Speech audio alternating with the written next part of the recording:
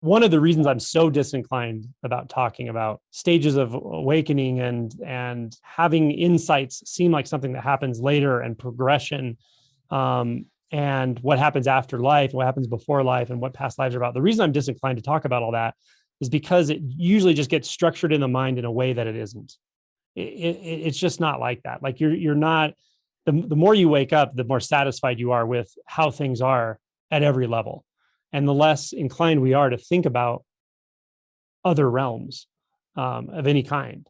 And we see, at least I did, I can speak from my own experience. I can see that my concerns about those kinds of things, what will happen later, what if it's all for naught? What if I'm putting my energy, these are all forms of, what if I'm putting my energy in the wrong direction, right? And what if this is all a lie, et cetera? Those are usually completely uprooted and sort of flipped over with that first shift, with Kensho awakening. The way we were trying to put reality together with the mind was continuing to divide it. And that's what's fundamentally uncomfortable and unsettling. For instance, dividing it into heaven and hell, past and future, this life, next life, my life, your life. In a conventional way, you don't need to overlook that. Of course, you have your challenges, I have mine. We all have different sets of circumstances. But when you realize the other side of things, and you have to realize the other side of things for this process to play out, then that relative doesn't feel so real. It's not that it's not real at all.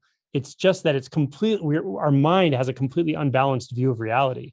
When you see the other side of reality, when you experience and wake up to the other side of reality, suddenly the relative is so softened. It's like, wow, it doesn't really matter what realm I'm in. It doesn't really matter what the circumstances and conditions are, because there's something here that's so profoundly and fundamentally okay, that's when the perspective really shifts. Your perspective on reality, on life, on yourself, shifts in a way that is so surprising, because it's a fundamental knowing of okayness. As what we talk about, deepening of realization or stages or all this stuff, you really got to hold that stuff loosely. But what it really means is that's as we tend towards the absolute. Once we realize it, we want to just sort of live there because it's so wonderful in a sense. But it's also, there can be an escape to it if we try to experience it in exclusion of the relative. So then it's about kind of finding your way back and forth between relative and absolute until they really come into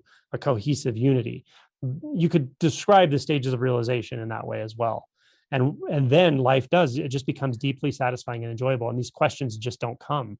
You have a very deep instinctual trust in the way everything moves, and a knowledge that goes so far beyond intellectual knowledge that you won't have those concerns.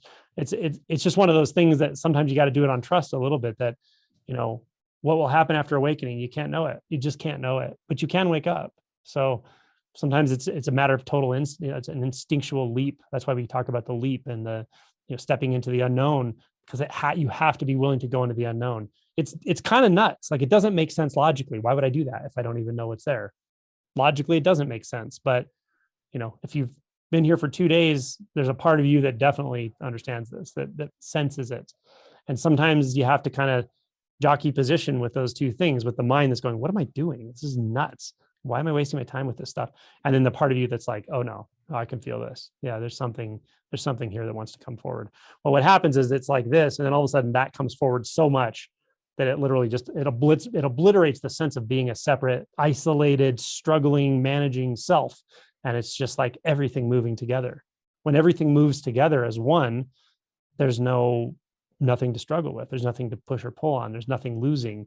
There's not a winner and a loser. It's unity. It's fluidity. But again, these words are fall so short of what it actually is. So sometimes it just comes to that place of trust your deepest instinct, even if your thoughts are telling you it doesn't make sense.